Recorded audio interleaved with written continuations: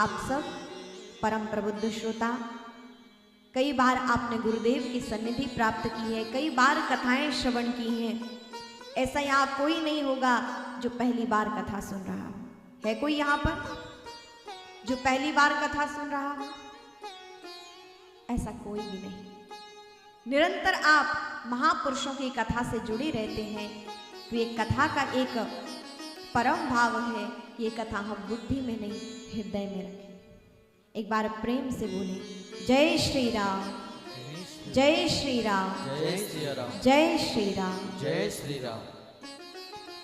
दिव्य रामचरित्र मानस में श्री तुलसीदास जी ने दिव्य दोहा, चौपाई, छंद, सोटा आदि से सुसज्जित किया है रामचरित्र मानस को। जिसको कोई अनुष्ठानबद्ध पाठ करे तो उसके जीवन में परम लाभ होता है। ऐसा कोई भी प्रश्न नहीं है जो रामचरित्र मानस में उसका शंका समाधान ना हो। हमारे मन में बहुत से प्रश्न होते हैं, लेकिन यदि आप रामचरित्र मानस की शरण ग्रहण करते हैं तो वास्तव में आपको अंतःकरण में वो उत्तर आपको मिल ही जाएगा। क्योंकि रामचरित्र मानस क्या है? शंका से समाधान की ओर ले जाने वाली कथा ही रामचरित्र मानस है। प्रश्न से पूर्ण विराम की ओर ले जाने वाली कथा का नाम ही रामचरित्र मानस है। लोग प्रश्न लेकर आते हैं लेकिन पूर्ण उत्तर लेकर जाते हैं। ये रामचरित्र मानस की कृपा है। पहली बात तो भगवान की शरण में आने पर शंका होना ही नहीं चाहिए, और यदि शंका है भी तो रामचरित्र ही वही प्रभावी कथा है जिसको श्रवण करने के पश्चात जीव के मन में शंका नहीं रह जाती है। वो पूर्ण समाधान को प्राप्त करके अपने दिव्य पथ की ओर अग्रसर हो जाता है। आप देखें, उन्हीं राम जी के चरणों में शरणापन्न होने के बाद तुलसीदास एक साधारण बालक तुलसीदास बन गए, और ऐसे ऐसे पूर्ण कृपा उन्होंने राम जी की पाई कि स्वयं कहते हैं ना, ब्रह्मविद ब्रह्मैव भवति, जो परमात्मा को जान ले वो परमात्मा की भांति हो जाता है। उनका प्रताप भी भगवान की ही भांति हो गया। एक कथा आती है तुलसीदास जी के विषय में कि तुलसीदास जी एक बार बैठकर भजन कर रहे थे। देखा कि एक शव यात्रा जा रही है और साथ में एक युवती सती होने जा रही है।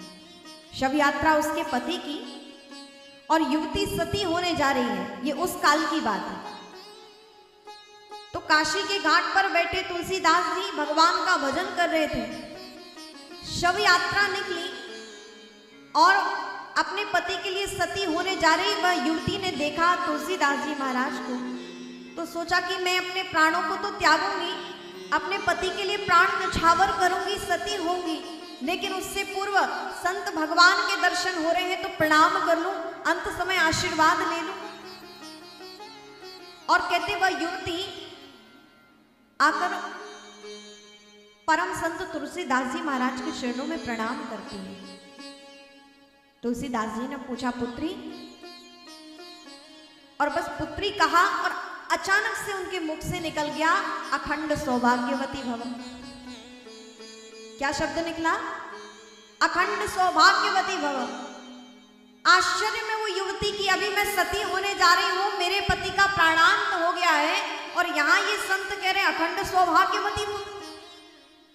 ये कैसे संभव है?